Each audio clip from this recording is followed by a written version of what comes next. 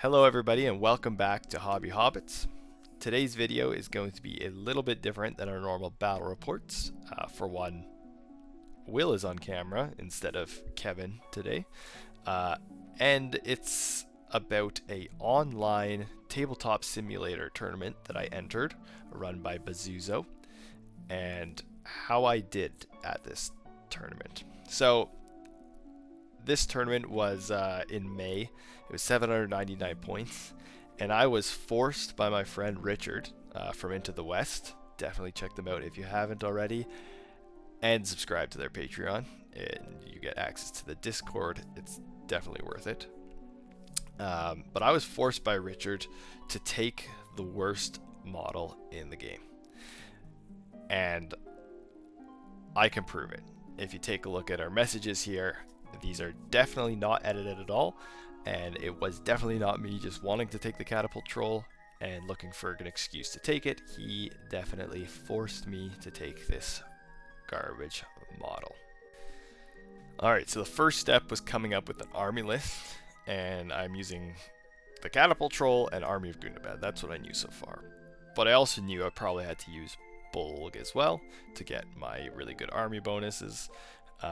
So I was putting together lists thinking it's 799 points, surely I can get to like 40 models. As it turns out, the troll isn't great because he's 180 points and an independent hero, so he can't lead anything, so you still need captains and everything. And it turns out that I could really only get to like 33, 34, 35 models with some of these lists or less. And I was kind of second guessing my enthusiasm to play this catapult troll. Maybe I just take some ogres instead, get similar numbers, maybe higher numbers, but then have some ogres running around as well. But at the end of the day, I settled on a list with a catapult troll because, in my opinion, if you can't lose and have fun, then there's not much point in playing this game, because chances are you are going to lose some games. You are going to win some games, but you will lose some games.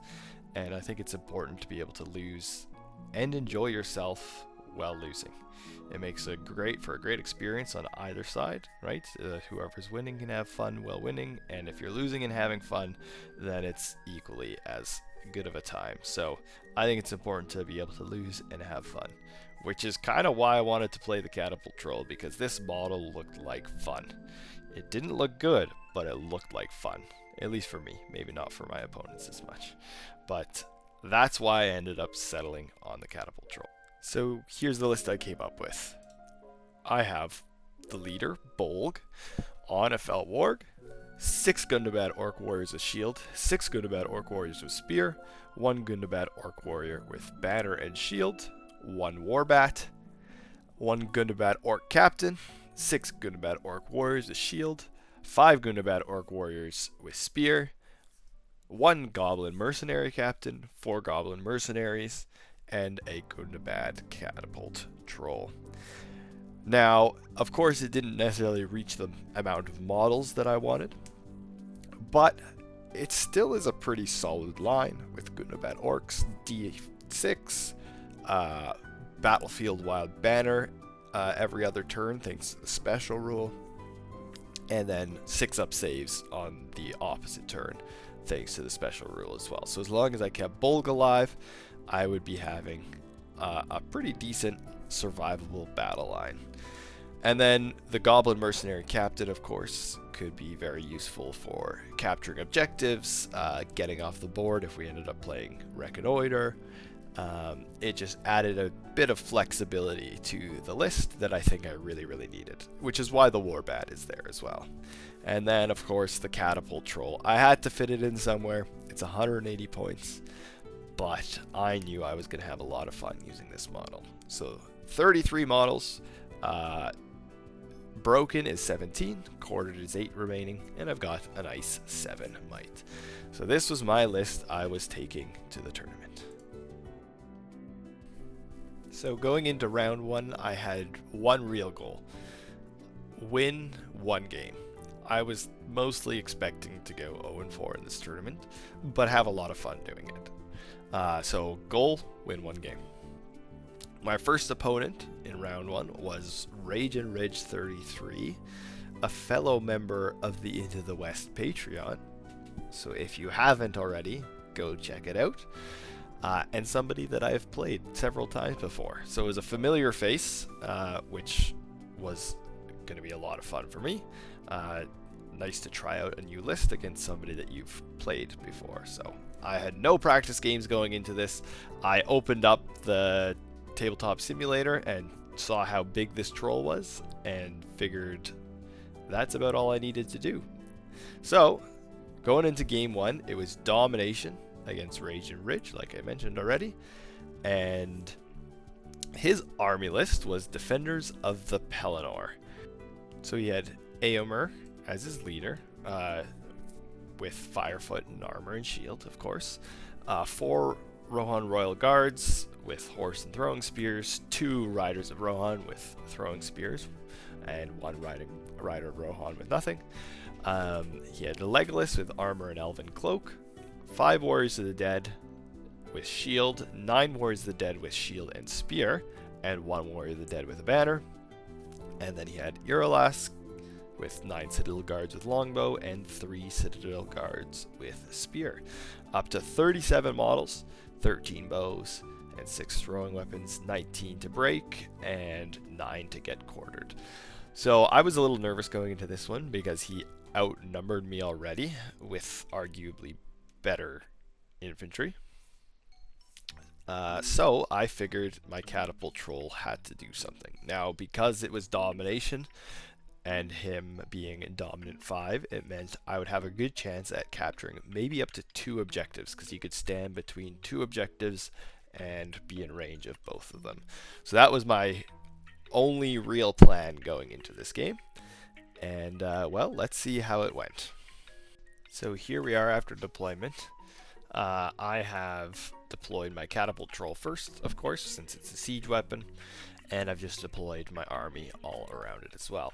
Now he's spread out his cavalry so they don't get hit by the catapult shot, but his Warriors of the Dead and his Citadel Guards are all hanging around together behind the house. So I've got my catapult troll positioned right near 2 objectives, which is exactly where I need him to be.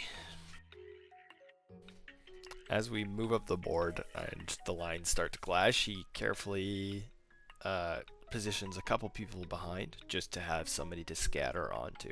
So if I do choose to fight with a catapult troll, then or shoot with a catapult troll, then he's got people to scatter it onto, so I don't end up doing damage. But again, my plan with the catapult troll this game is not necessarily to do that much damage.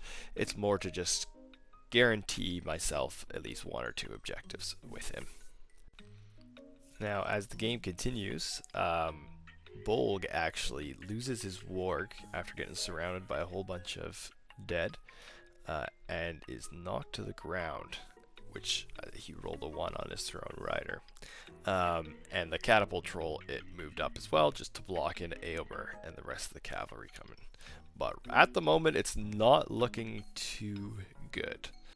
Eventually, I actually find myself in a position where I think I can get the catapult troll into combat with Eomer, but then I realize the catapult troll's base is so big that I can't actually move him between the objective and the building in order to get him in combat with Eomer. So I'm going to have to rely on my orcs to take care of Eomer, because at this point, Bolg has gone down and I am falling behind. But my goblin mercenaries have come in behind on the house back there near Legolas, and I've lost 6 orcs and he's lost several guys. So even though Bolg has gone down, there's still definitely hope for me. I just need to keep up the fight and keep things off my back objectives with the catapult troll. As we near the end of the game, the dice really started to swing in my favor. I had a whole bunch of orcs on Eomer, and he whiffed the combat, I think, on a 2, and I managed to take him out once and for all, to really even up the points. And my bats by now had flown off to capture another farther objective. I had orcs on all his horses. It was definitely swung in my direction now.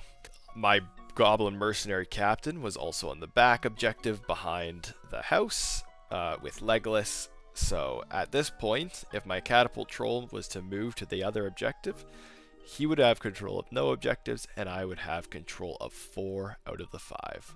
So I was in a very strong position. So by the time the game ended, I had most of the objectives. He contested the bottom one in the corner there, but I had more models in range thanks to my dominant 5 on my catapult troll. So the final score ended up being, I believe it was 13 for the army of Gundabad and 6 to the defenders of the Pelennor. And I just wanted to thank Rage and Ridge for a great game.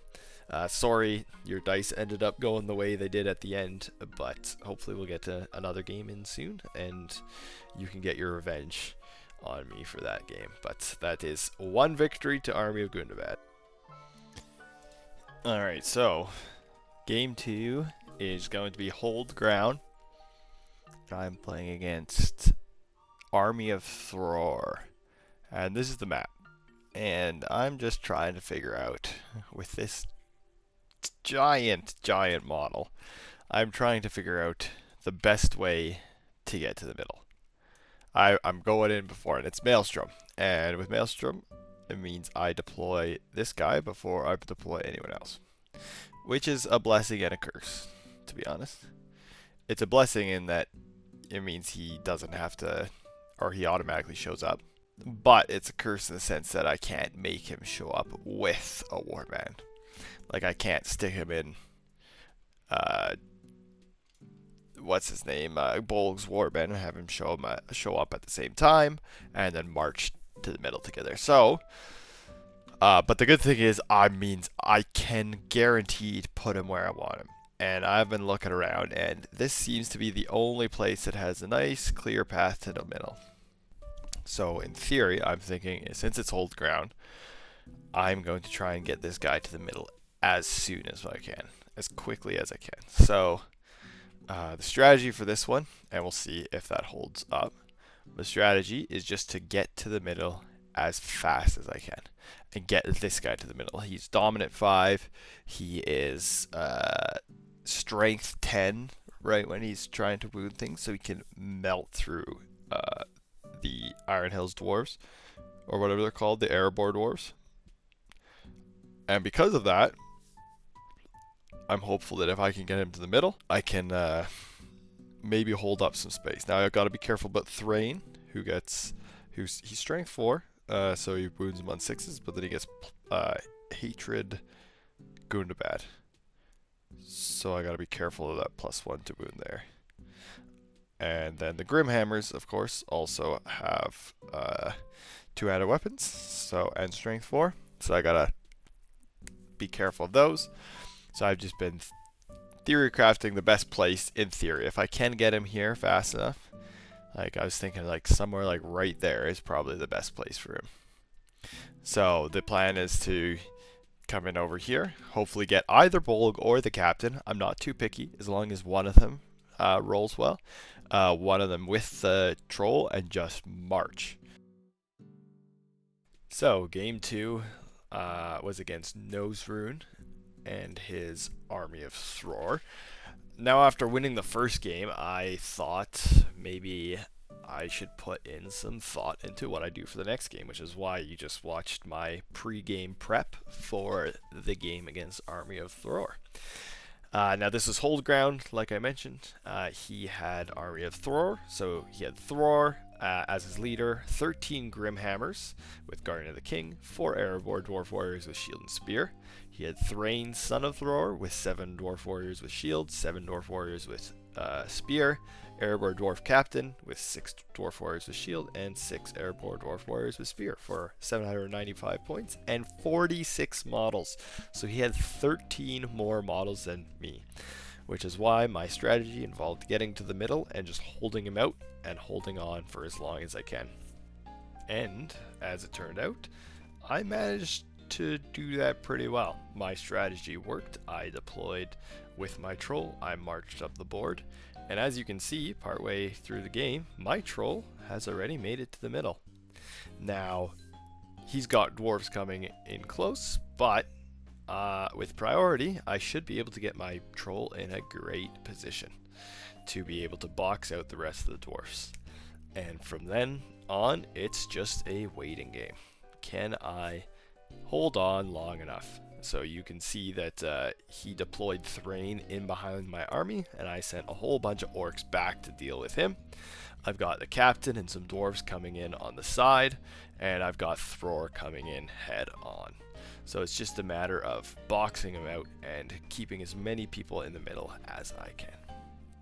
As the game progressed, things were going really well for me. My catapult troll indeed took up most of the space. Bolg was taking up a whole bunch of space as well. Things looked pretty much exactly how I wanted them to be. I had a small flank of dwarves coming on one side, but my orcs were doing a great job of holding them off, which means I was currently winning the game. If I just held on for long enough, the game would eventually be mine. So it was just a matter of keeping him held off outside of the circle, but maybe Bolg would have a bit of an idea here. A few turns later, Bolg found himself in combat with Thror, but this was all planned because I felt confident I could take down Thror as long as I won the strike off. Having those +1 to wounds from Bolg on strength 5 means that I could actually feasibly take down Thror pretty easily as long as he rolled poorly on his Arkenstone.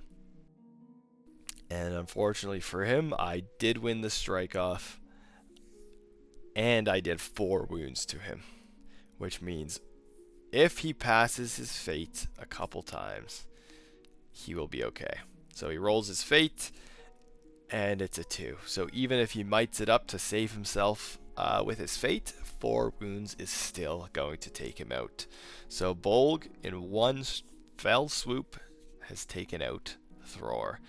And by this point, I have killed a lot of models, and the game is coming to an end.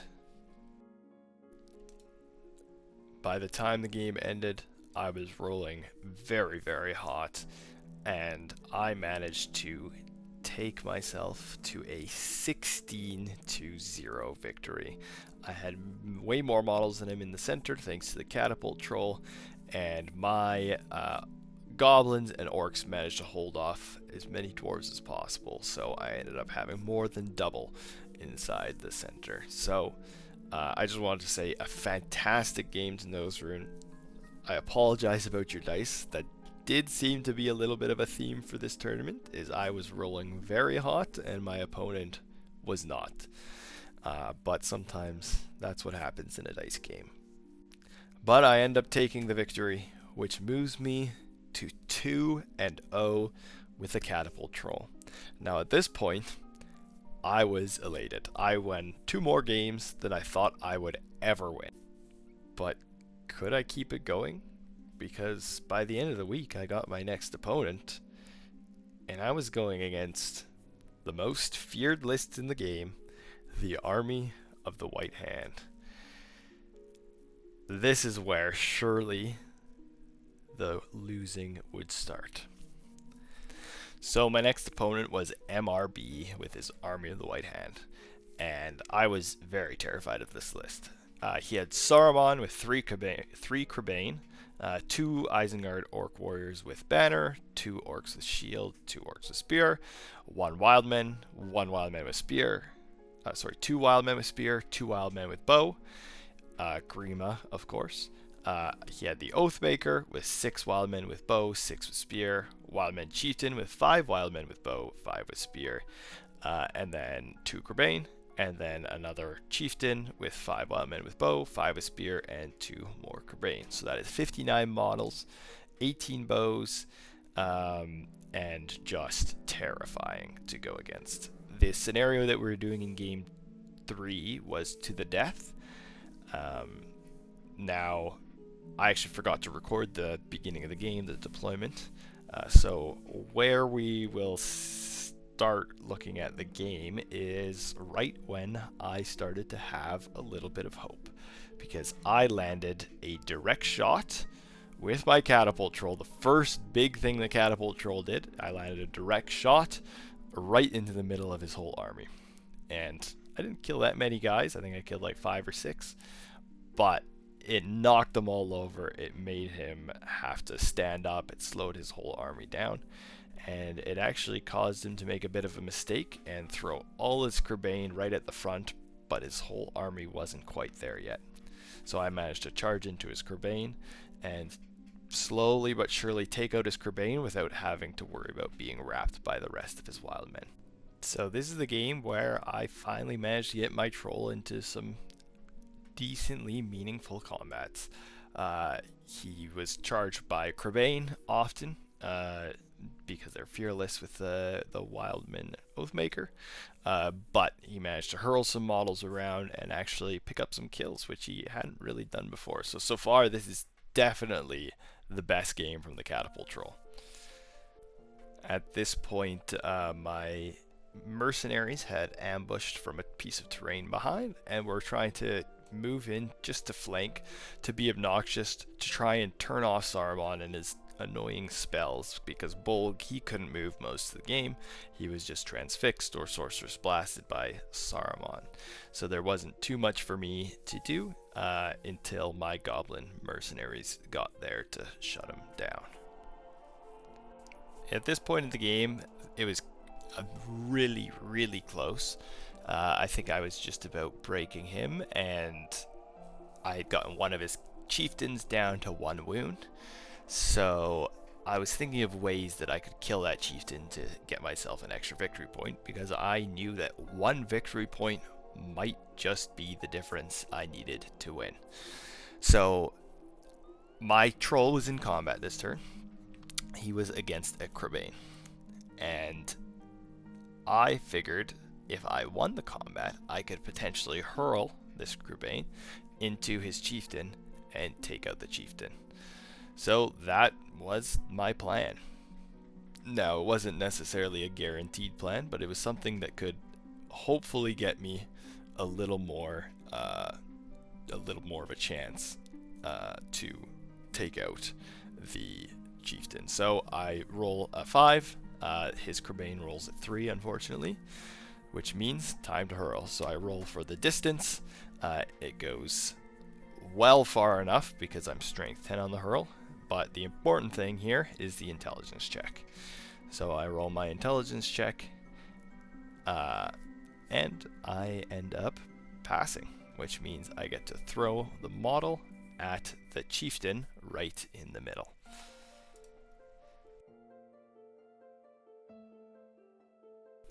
So first I roll the wounds on the Kerbane,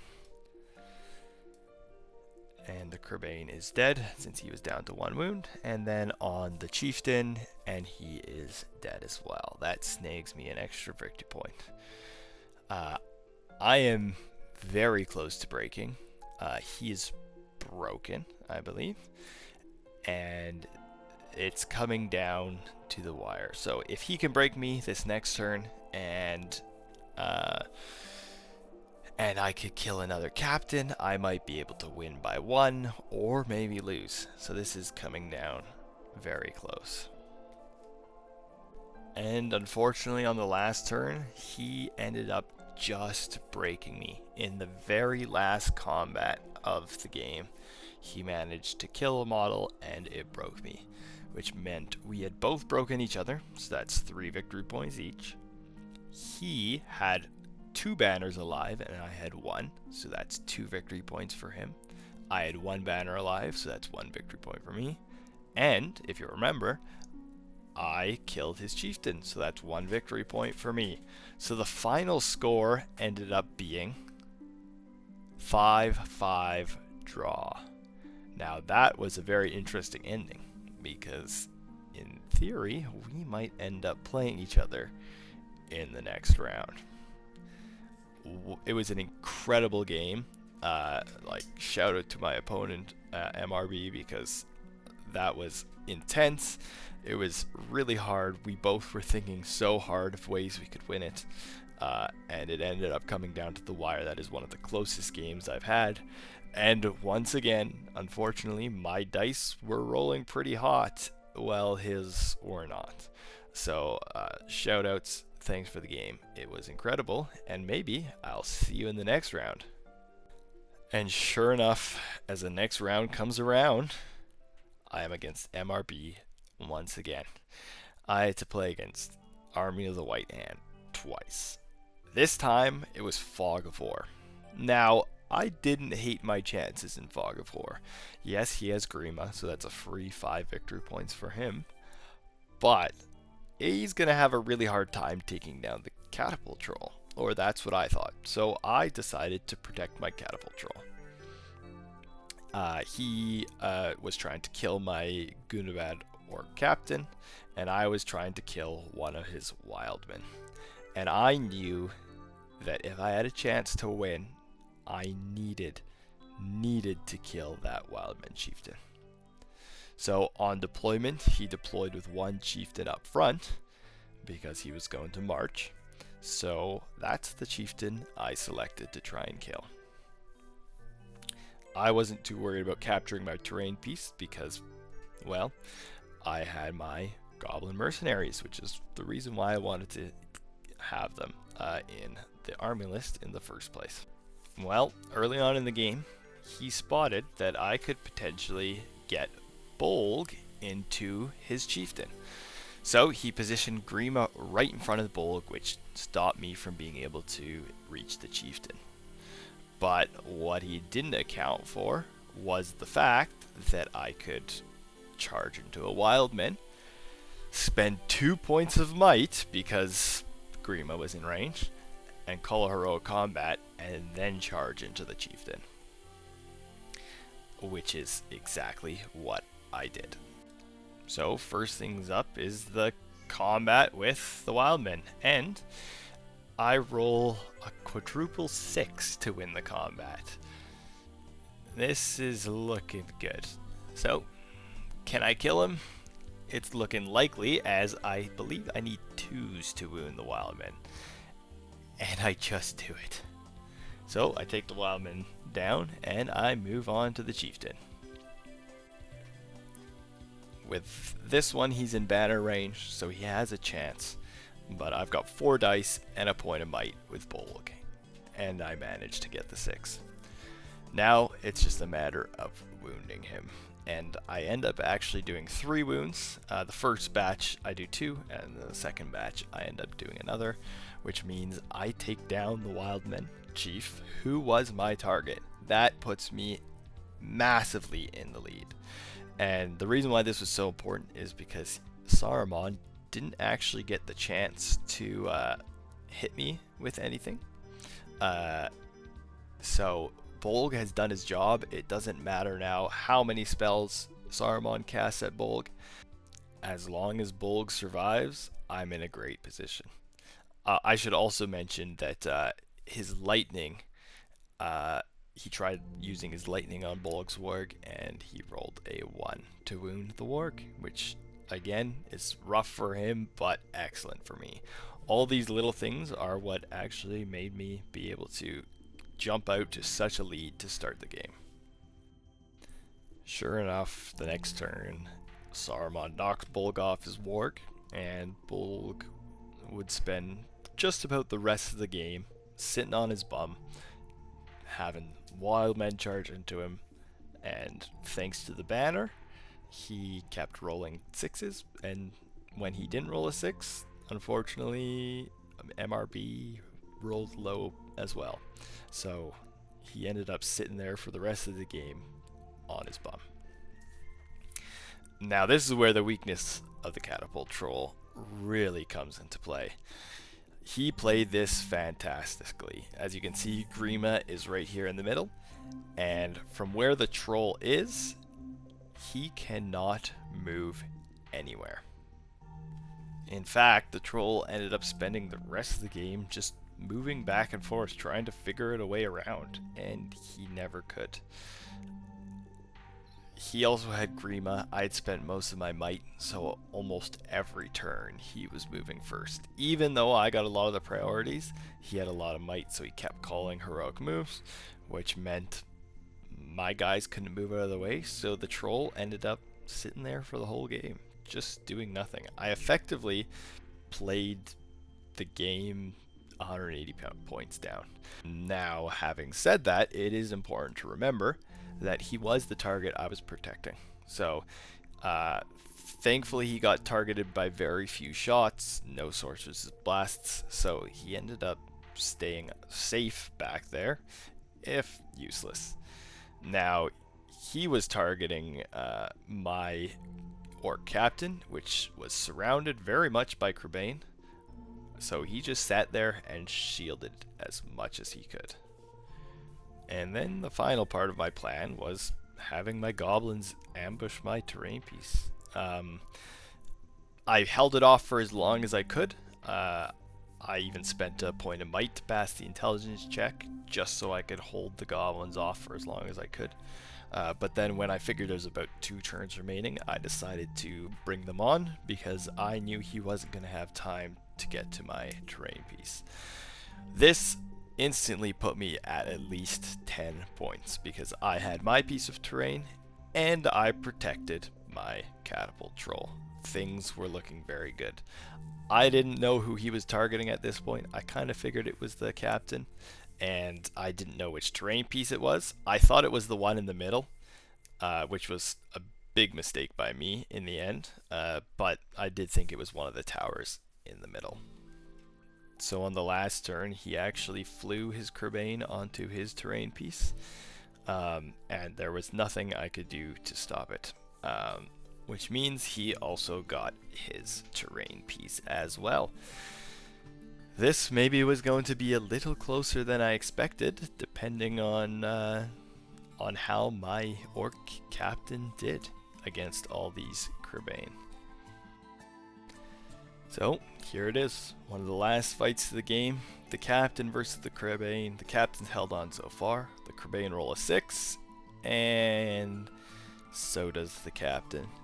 Now, throughout the game, the captain had several Crebain on him. The Crebain did win sometimes, but because the captain is defense 7, and the Crebain are strength 2, they actually needed 6 by 4s. So I believe the Crebain did roll 2 6s to wound, but none of them ended up going through, unfortunately.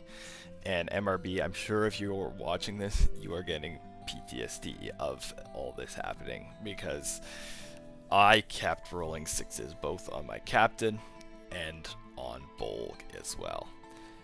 Which brings us to the end of the game.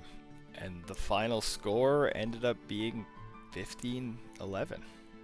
He didn't manage to kill my hero. I killed the one I was trying to kill. I kept my trolls safe, and I got my objective piece, which is 15 points. And then he kept his guy safe. He got his terrain piece, and he wounded my leader. So 15-11, another incredible game. Some of the most fun I've had playing Tabletop Simulator. And that's saying a lot playing against Army of the White Hand, because that's one of my least favorite armies to play against. But MRB was just a fantastic opponent. He put up with all my crazy rolls this tournament, and I am sorry you had to face that catapult troll twice. Although I think in the second game you would agree that he did not end up doing very much. And with all that being said, I ended up somehow getting second with the catapult troll. Definitely not a result that I expected, but of course I am absolutely elated by it. I had a lot of fun with this army, and I had a lot of fun playing against all my opponents as well. It was just a very enjoyable time. Hopefully they enjoyed it as much as I did. Big congratulations to Ian from Into the West, who ended up taking the win with his Rivendell army. I was very close to playing against him, but it just didn't quite match up correctly. But congratulations on the win. And to Many, who ended up getting third with his Depths of Moria. And shout out to Bazuso for hosting such an incredible tournament. I enjoyed it. And for all of you who are thinking of maybe getting into Tabletop Simulator, I definitely recommend it. Do I think it's as fun as playing the game in real life? No. But do I think it's fun playing the game? It is so much fun playing the game. And it's great practice to experience playing against different players from all around the world. If you want to learn how to get into it, maybe I'll post a link down below in the description from Into the West video about how to get into Tabletop Simulator and play Middle-earth strategy battle game, because I love this game, and I'm sure if you're watching this, you love this game too. And this is just a way to play this game more. It doesn't have to replace the in-person experience, but it's a way to play more if you can't find that in-person game. So definitely recommend checking out Tabletop Simulator and checking out the Into the West video about Tabletop Simulator. And of course, if you join the Into the West Patreon Discord, you'll also have many people there to play Tabletop Simulator against, and people there who are willing to help you along with that. But with all that being said, thank you guys so much for watching, and I will see you in the next video.